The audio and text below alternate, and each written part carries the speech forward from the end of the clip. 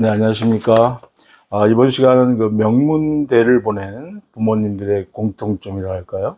이것에 대해 말씀을 드리겠습니다. 대부분 그 명문대를 보낸 부모님 인터뷰 같은 거 보면, 저는 뭐 공부하라는 잔소리는 하지 않았어요. 이런 얘기도 많이 하고, 또 이번에 수능 만점 받은 학생들 3명 다 그랬죠. 저는 학원을 안 다녔어요. 네. 이런 말 들으면 일반적인 부모들이 볼 때는 좀 너무 특별한 경우 아니야 이렇게 생각할 수도 있는데, 실제로 이 학생들이 그 학원을 안 다녔어요 뭐 하는 거는 시간적인 거죠. 예.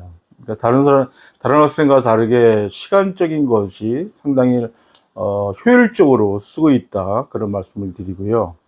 보통 명문대 보낸 가정의 공통점을 보면요, 첫 번째가 그 학업적 성과에 지속적이고 꾸준히 노력하는 그런 성향이 있죠. 네, 그런 학생들은, 이렇게 단시간에 공부하는 것도 아니지만, 그렇다고 장시간 공부한다고 좋은 점은 아닙니다. 근데 그 단시간이라도 학업적인 성과가 크다는 거죠. 예, 그래서 대개 이런 학생들은 대부분 첫 번째가 학교 수업의 학습 태도가 좋습니다. 예.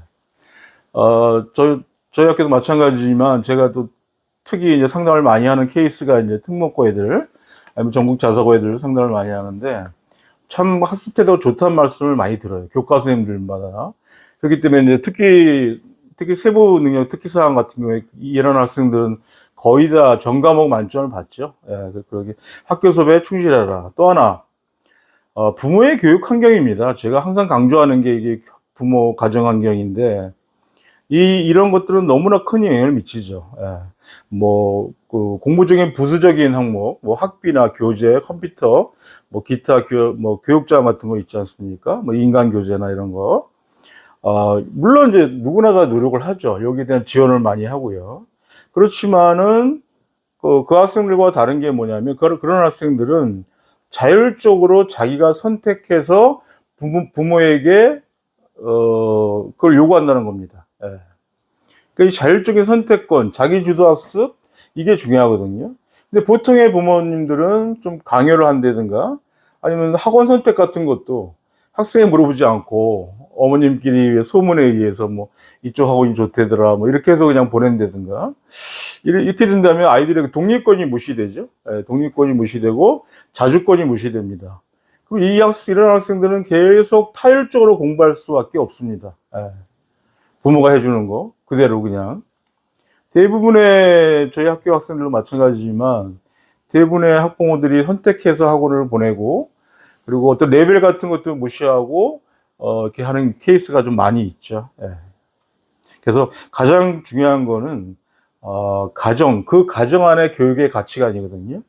그래서 대부분 보면은 그 사회활동에 성공적인 부모들도 많고, 그리고 또 학생을 샘플링 하다 보면, 물론 부모님의 명문대 출신도 많다, 이런 경우도 있지만, 그것이 중요한 게 아니라, 그 학생의 간섭이 적다는 겁니다.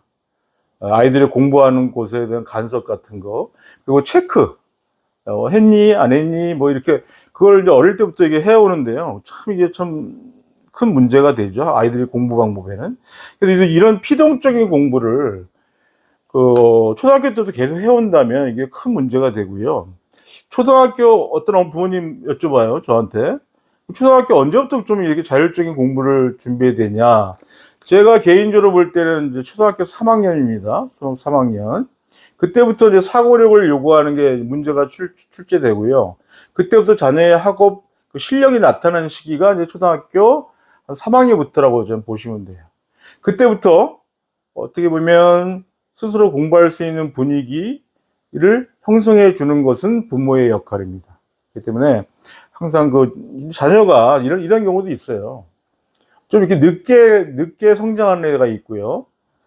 학습 성적 향상이 빨리 안 나타나지만 시간이 지나서 나타나는 케이스가 또 많이 있습니다.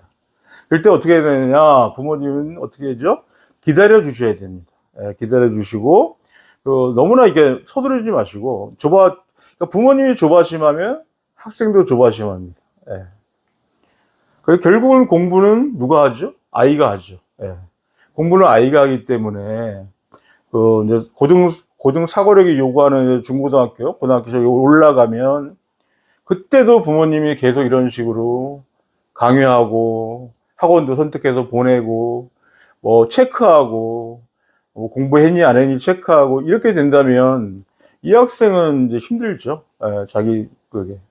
때문에 제가 항상 말씀드린 경우지만 초등학교부터 이런 자기학습을 몸에 익히면 좋은데 못했다면 중학교 와서라도 자기주도 학습을 할 수 있게 부모님이 어떤 그 시스템을 짜 주셔야 됩니다. 예. 너무나 일반적으로 그냥 학원 보내고 그 학원이 좋더라 소문 듣고 어머님 사이에서 아니죠. 이 학생에 맞는 게 있어요. 한 가지 예를 들면 예전에 그 용인외대 간 애가 있거든요. 용인외대 보고 이 학생도 마찬가지였어요. 뭐 중학교 1학년까지도 그렇게 뭐 중학교 1학년 그때 당시에는 이제 자유학제였기 때문에 시험을 안 봤죠. 그렇게 됐는데 이 학생의 장점이 뭐였냐면 독서를 많이 했어요. 독서를. 그 공부적 부분보다 독서를 너무 좋아했는데 그것을 나중에 자기주도 학습으로 이끄니까 자기주도 학습의 가장 첫 번째가 독서거든요. 독서. 그게 자율적으로 되면 나중에 이제 공부 또한 학습 또한 자율적으로 이렇게 이어지거든요. 그래서 결국 이 학생은 이제 중1부터 이제 공부를 시작해서 용인외대 보고를 갔는데 그 학생의 강점은 그거였죠. 책을 본다는 거. 예. 그래서 그 부모님 이제 제가 이제 상담하다 얘기해 보니까 아버님이 그렇게 집에서 다독을 하신답니다. 다독. 그리고 제가 그때 하나 배운 게 그 부모님들이 이제 책을 읽으신대요. 읽고 토요일인가 일요일인가 아마 가족끼리 이제 같이 모여서 책에 대한 토론을 하신답니다. 아버님이. 아버님 뭐 교육 계통도 아니신데 그거를 꾸준히 해오셨대요. 예. 초등학교 때부터 그걸 꾸준히 해오셨대요. 자연스럽게 그 가정 환경이 그런 환경이기 때문에 책을 보는 경우. 그래서 자기주도 학습을 크게 생각하지 마시고 독서입니다.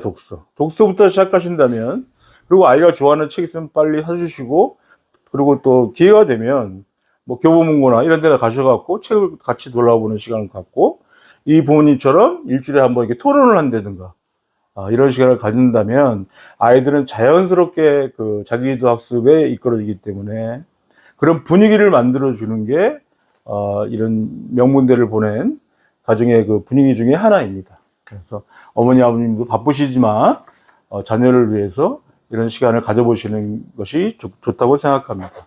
네, 이상 마치고 다음번에 뵙겠습니다. 저는 월요일 2시 그리고 목요일 2시 일주일에 2번만 영상을 올리니까 그때 보시기 바랍니다. 감사합니다.